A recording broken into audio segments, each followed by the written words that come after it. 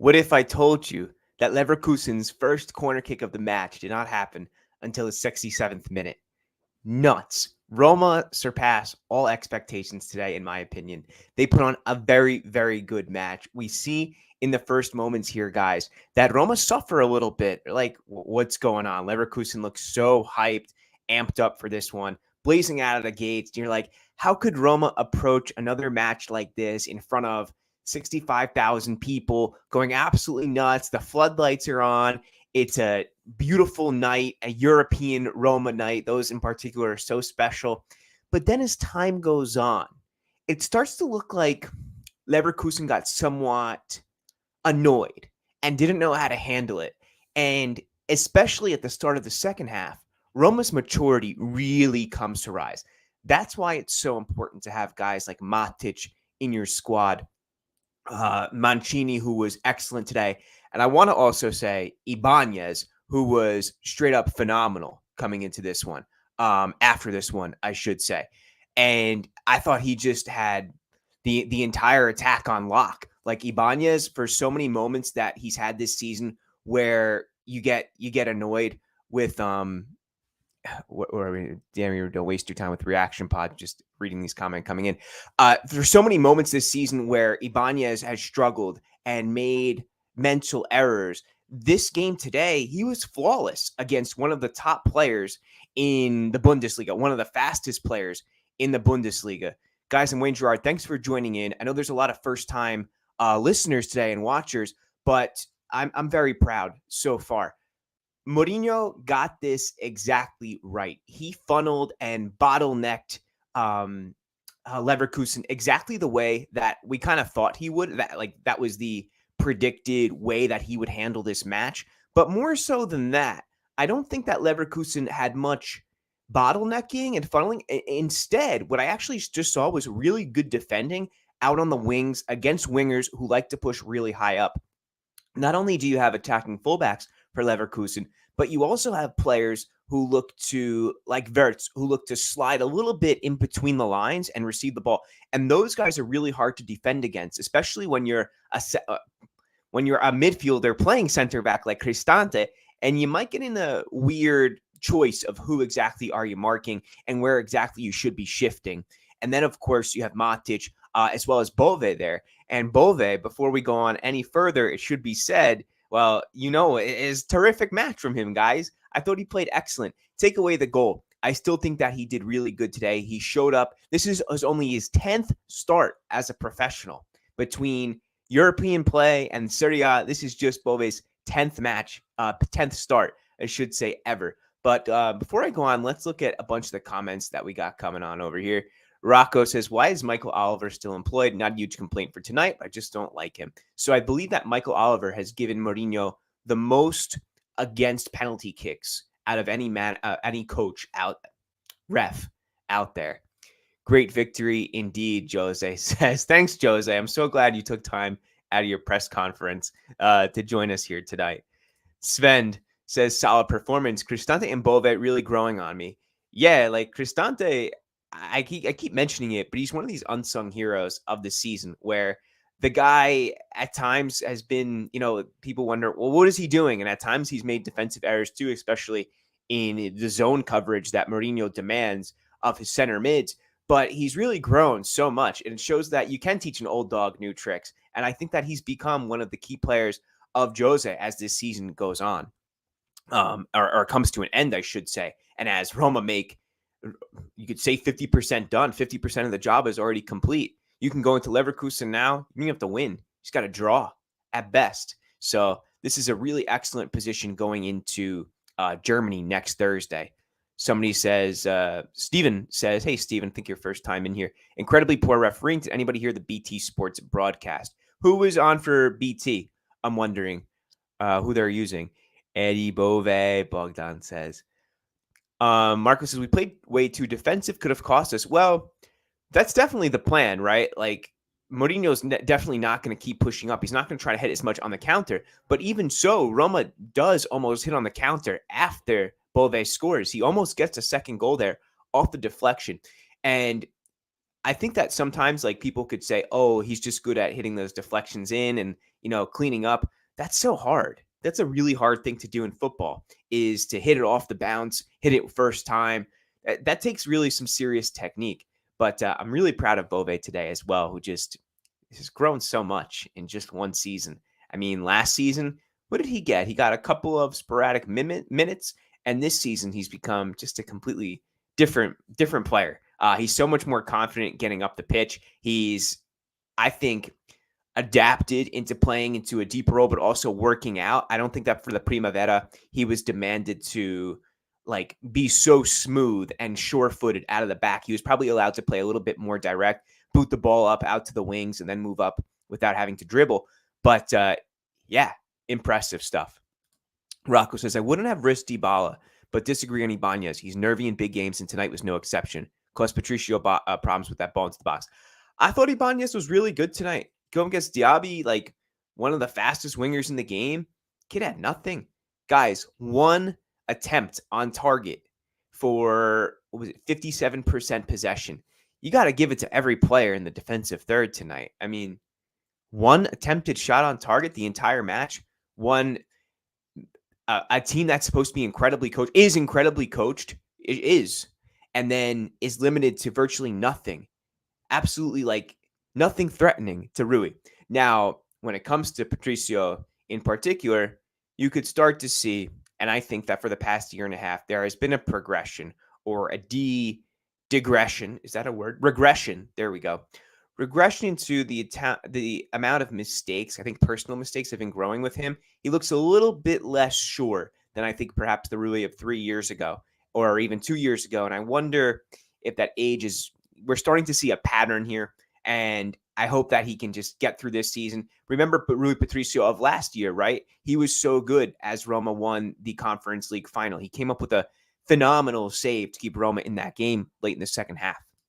HA says it was a tactic battle, enjoyable one, and the master won over the student. So Xabi Alonso coached under Mourinho, Ancelotti, Rafa Benitez, and Pep Guardiola. You could argue he has the best education in football history, probably of all time. I mean, that's an incredible CV that he's got there. So he is able to take the best parts of each manager and pick the brains and the best components, the best section, fill in the word here, and then compile that into becoming almost like a super manager. So I'm intrigued to see where Xabi Alonso is in 2 to 3 years, because I don't think he's going to still be at Leverkusen. I think this ex-player, and if you watch Xabi Alonso throughout his career for Spain, for Bayern Munich, whoever it was, for Liverpool, he was always a class act. One of the best brains in football. His football IQ is so high. So 2 to 3 years, I really do expect him to be managing on one of the top teams. We win this cup. I'm hoping. We're only 50% there. Only 50%. Bove the hero. Going to be a tough game in Germany, and we need to pinpoint on that game. Hopefully Smalling is back. Yeah, he should be by next Thursday. That's the hope in Rome. So coming into today, Dybala was hopeful for 30 minutes, as was Wijnaldum, and they've been training. I believe earlier in the week they were training separately, and then as time went on, they were training with the group. Matt said, I thought Leverkusen would attack more. They tried, and you see them try to do this deadly counter of theirs where they are able to use all of that speed. But Wirtz, number 10, they go from 9.5 shots per game without him to over 14 when Wirtz plays. Yet today, he was limited, once again, to use this word, to virtually nothing, completely compromised by Roma's defensive third. So the 20-year-old is one of Germany's hottest talents right now. He's ripping up the Bundesliga. He had an ACL injury a year or two ago, but since then, step by step, this kid is going to be something special, I think. He already is, but just Roma was so good today that it made him look almost amateur. Frank Zhang checks in, says we need to recruit a younger goalie next season. I think that'll happen. I think that's definitely that's a priority in the summer. Bove was the secret weapon who gave zero space to the forwards. And how many shots did we get in 90 minutes? I think about 4 on target, if I'm not incorrect. And one of those headers almost set the tone early on with Ibañez. It was, it wasn't the best header. It was fine. It was on net. I guess that's what you can ask for from your defenders. But the keeper just made a good save, no deflection there. Actually, there was a deflection, but Tammy was just an inch off of it, unfortunately. Tammy got criticized a lot, I think, in the first half, but in the second half, he really involved himself. Of course, it's his deflection, which goes in for Bove's goal. And yeah, Steven says here, has grown immensely. The future of Rome. Famuo Republicano Barros. Hey, first time checking in, I think. Also, by the way, guys, if you haven't subscribed to my page, I would really appreciate that if you do so. Trying to grow this community. We talk about Roma, calcio in general, life sometimes scooter rides. But back to the comments. For those who didn't watch BT, it was incredibly biased against Roma.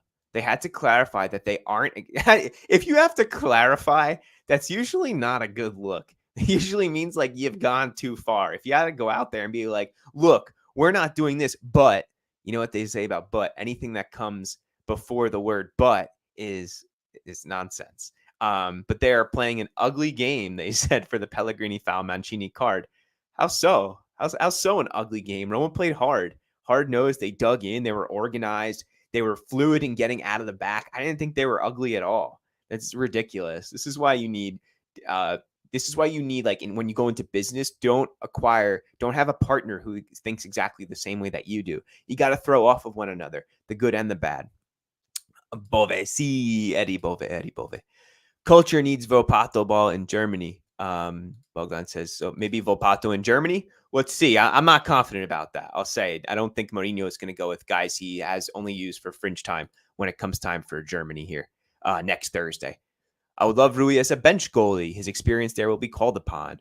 I think so as well. I think next year he goes to the bench, most likely as the number one. Anyways, I thought Bayer was better than this. They didn't show much besides their speed. Look, I think Roma was just really good too. Roma foiled them, and you got to give credit to the Giallorossi for really showing up today in front of their home crowd. You know, this one thing that has been a storyline of this season is building character and building attitude and handling matches. That is exactly what Roma did today. So give credit where it's due. They came with a mission accomplished. You can't, like, if commentators out there want to criticize for playing an ugly match, this and that, anti-football, none of that means anything. You know what means something? Coming away 1-0 at the end of a first leg. That's the only thing that counts. Let's be real, guys.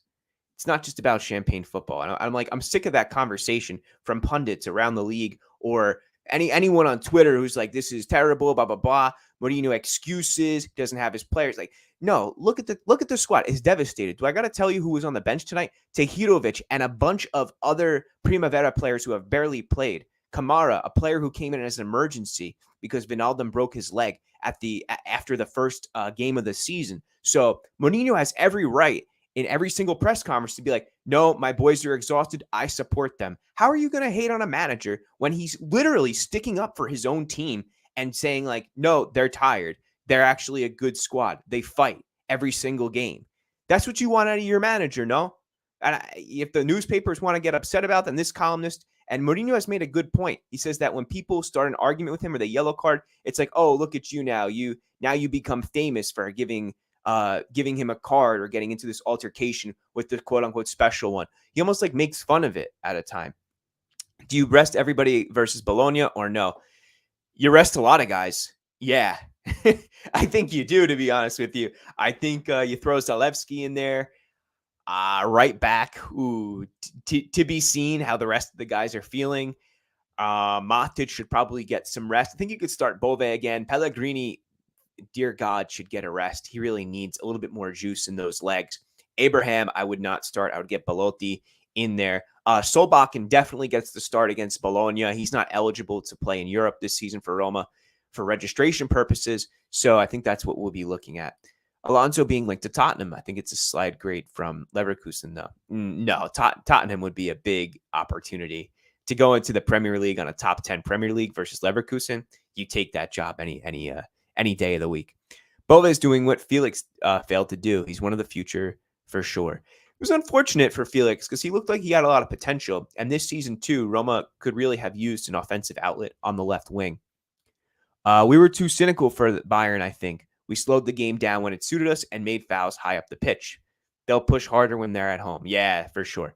The Brits love to pick on Jose. They got to get over it. Like at one point in time, like they got to move past the Jose obsession. oh, he talks too much, he does this, it's always a show, it's always about him. Really? Because I didn't watch Jose that much in his career pre-Roma. I mean, when he was at Inter, yes, but I didn't grow up watching the Premier League, not like I do Serie A. But as the manager of my favorite club, it's a different story. All I do is I see him stick up for my guys. So, yeah. Steven, they meant that they were provoking and protesting too much, trying to get cards. They're getting under their skin. There's a mental component to the game too. We're going to the final. We played very well. I hope so. Bayern won at 0-0. I think he will win the Mourinho game against Mourinho. I don't know. You think, Bogdan, you're saying that you think Xabi Alonso is going to beat Jose in the second leg? Interesting one there. We're getting used to Roma winning big games in Europe. It seems normal. We should celebrate more. Yes. A long ball from Ancio to Abraham. Great pivot from him to make things happen and get an unorganized defense to start the play of the goal. Great job, Wayne, subscribing now. Thanks, Sam. Shout out to Sam, my good friend who I should be visiting this summer in July. Preach. Smalling on demon timing next week. I hope so, man. I really, really miss Chris. Guys, keep the comments coming in as well. Thank you very much. It's not the pundits as much as it is the English media. The biggest threat to their league is a healthy Serie A product. Italians need to stop agreeing with disingenuous Brit talking points. Interesting point you make there, Rocco, how they don't want a competitor. Because right now, it's true. The Serie A is the only real competitor to the Premier League. But even so, I mean, I don't think they have anything to worry about, to be honest. Like in the United States, kids watch Premier League teams and Barcelona and Madrid, and that's it. Because when Ronaldo was at Juventus, maybe a little bit of a different story, but I don't think that many kids were tuning into Juventus games. I think they just knew about Ronaldo. Rest the whole team against Bologna. Let our women's team play if possible. Hey, shout out to Roma Femminile for their Scudetto. Congrats to them. Jose, he's back. We got another Jose taking time. This Jose is from India. So cheers, Jose. Let the whole Primavera play. We have to give Ibañez, Mancini, and Cristante a rest versus Bologna. I think so too. I just don't know how it's going to be completely feasible going into this one. I don't know who you're able to rotate. Kambula's down, Llorente's down. Roma's depleted, guys. Juve drew beyond the allocated time, but it was against Monchi's side. So, meh. I didn't realize that Juve got that draw there. Cristante out of position with a goal line save. My man, Brian. Yeah. What they dislike about Mourinho is he backed up his words. He was a foreign manager and called himself a special one, and then won like 8 trophies in 3 years against household names like Fergie. Yo, I do remember when Jose came to England and watching that Chelsea side, there was something special. So he wins the Champions League with Porto and then comes over, and Chelsea just get bought out by Roman Abramovich, who is not the owner anymore for Russian, obvious reasons. And Drogba is his main man, Lampard, the entire Makelele too. What a good team that Jose set up there. Later on, Shevchenko goes to Chelsea. It doesn't work out for him the way that it did in Milan. But yeah, I could totally see where that comes from when Sufjan kind of puts that into perspective here. Like Jose comes over to England, wins everything against all these staples in the league. And then it's like, oh, what else are you going to do? You're not going to praise him. The guy's like, he's so about himself. And I guess they couldn't deal with that characterization of him. What do you think our strategy will be in Germany? Same as is today. Counterattack quickly, stay composed, try to funnel in the team and make them make mistakes, try to get under their skin mentally, make them make errors. They've already got a few yellow cards heading into the second leg, so we'll see what happens from there. They could get Patrick Schick back. They could get a couple different players, but I don't think the rotation will be all that much. I think they're going to try to look for a plan B. I mean, 1 shot on target, 50% possession. That's really poor from Leverkusen tonight. Also, like I said, says something really great about Roma.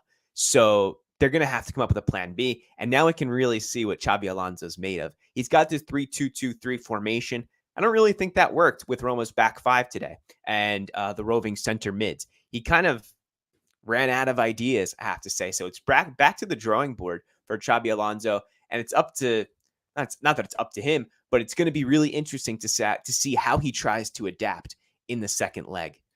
Zaniolo crying. Zaniolo's definitely crying. He got a lot of shade thrown at him this week from Turkish fans, actually, criticizing how he doesn't work hard. Wow. Well, I mean, if some things don't change, that seems to be really one of them. Yes, Salmon Lee says Cristante has covered Smalling beautifully. He really has, really has. Simar will be able to play the same way in Germany. Leverkusen will likely be more attacking than today. That's for sure. The game in Germany won't be easy. We'll have some things going for us, but also going against us. All I'm hoping for is an equal game and an equal result. Cristante, really good. Yes, Marco. Kids are fickle. Oh, back to the conversation about who kids support. Yeah, I mean, kids like stars. And I've watched a couple sports marketing conventions in the past few years. And one thing that they mention is that star players are driving content more than ever through their own personal studios, their own social media managers. So it's not them doing it themselves, but they have teams behind them, like Dybala, right? He's one of the most followed players on social media. He has a team behind him. So it's very much the era of the superstar. And with that, like what Rocco says here, kids are fickle. They follow the superstar, not necessarily the team. Think about how many Roma fans there are just because of Totti. I shouldn't say just because, but because of that superstardom that he had, right? You see and you feel that magic inside you, and it draws you to a team. So I think it's only elevated now with social media. It's only gotten more of that. Which key signings am I hoping for in the summer? All right, key signings. Who I would really like to see? Firmino from Liverpool. From Liverpool on a free transfer. I think that's possible. I would love to see Fratesi, but I don't know if that's really going to happen with the emergence of Bove getting as good as he is right now. I think also a left wing is super important.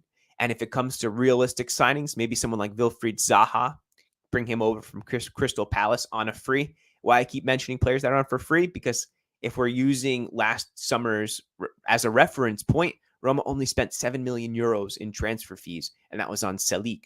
So, when it comes to players I want, I think a lot of it just comes to trying to be realistic and using the past as a reference. Like it would be one thing to be like, yeah, I'd love to go out with Fratesi and this striker XYZ. I would love that. But, we'll see what happens with what's in means. Indica would be a really interesting center back to come in. Also Liverpool's, what is his name? The Liverpool center midfielder, Keita. Interesting profile on him. I really like Baldanzi from Empoli, but I think that if Roma's gonna get anybody from Empoli, it's Fabiano Parisi. I really love this left back, and as Spinazzola gets older and Zalewski not being a true left back, I think Parisi is a long-term solution and a player that you should really invest in right now. I think right back is something that will get handled, and keeper also Empoli Vicario. It's interesting to see that Empoli has a couple key players here who could really do a job on a bigger team like Roma. So that's what I'm hoping. So starting at like left back, figure that out, get a solution. Parisi, center midfielder, and then left wing and striker. We got to get the balls into the back of the net. Tammy's working real hard. Let's see what happens with his future there. There's constant links from him to Aston Villa. I don't know if any of those have any backing to them, if they have any claim or they're legitimate. In my honest opinion, I think so much of it is fluff. So much of it is to get you to click on these websites and for people to talk about them, to drum up interest, because that's how people make money. And that's how sometimes agents and clubs will drive up the price and interest of players themselves. So sometimes agents aren't so honest in, giving news to this team and starting rumors themselves in order to draw interest on their clients. Got a bunch more comments coming in. I'm going to read these. They're decent on the ball, but we played better. Not to say they won't put us under pressure. Can you explain the Napoli Rebel flag, please? So sometimes in Serie A, I should say not just in Serie A, but in like South America, in southern areas, like they're just the South, they'll use the Confederate flag from the United States. The issue with that is the flag is rooted in racism, because what it really symbolizes is racism. Because the South, the Confederacy, wanted to defect from the Union during the Civil War. This is what it was fought about. So why did they want to defect? So they could keep slavery. This is why it's wrong. I wish everybody was educated in this, and I hope that one day they are and they realize. And if they don't realize it, I hope they take up people's feelings into consideration as well and realize why this is wrong and how they're hurting other people, because it's something that really shouldn't be shown in any stadium, whether it's Italy or America or Brazil, whatever it might be. It just shouldn't be out there. Spenan says Marco will be sad because Jose and Roma won. He must be crying. We shall need more pressure and stop the wing plays of Leverkusen. True.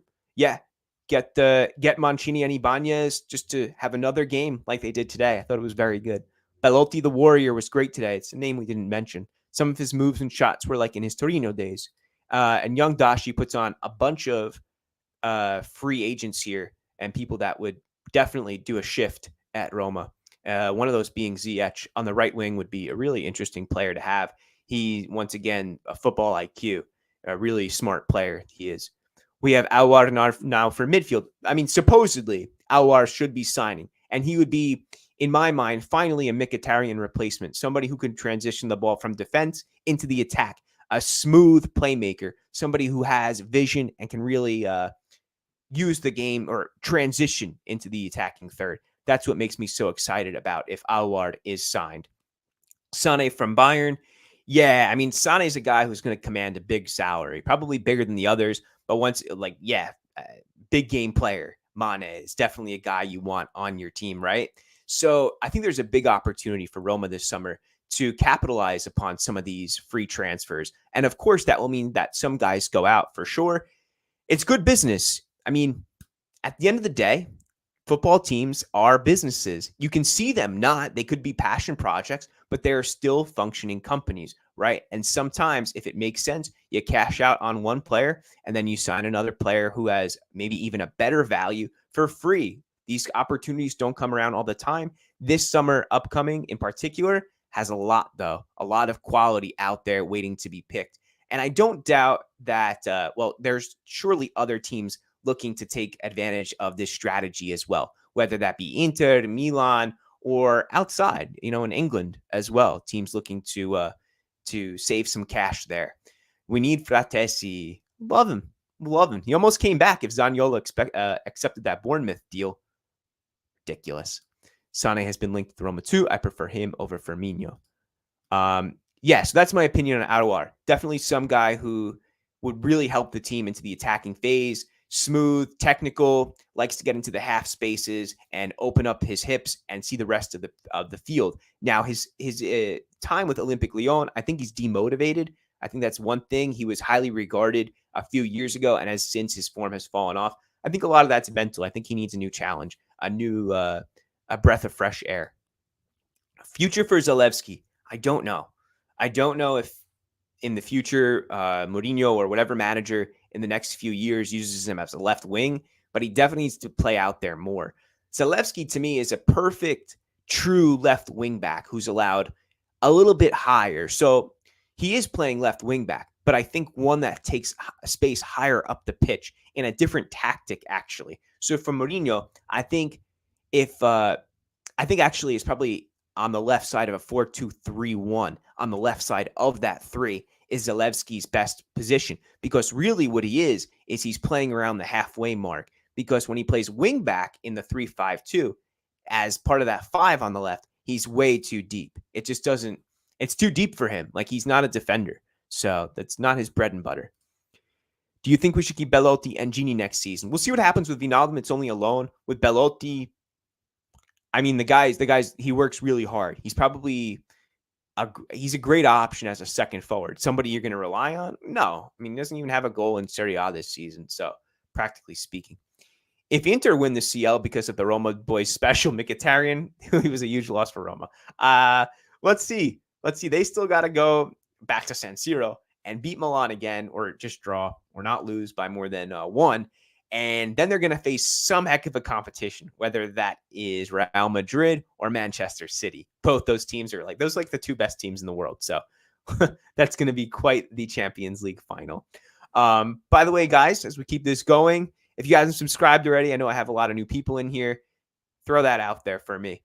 We like this community here. We like to talk. We like to interact with one another, comments, and new videos all the time. Roma, Calcio, Serie A, a little bit of everything. He's 24 years old. That too amazing. Who are we talking about there? Zaha can be a great left wing. Aravindan says, first time checking in, I think. Who can also play as a striker too. He puts in a great shift and captain material. Good call.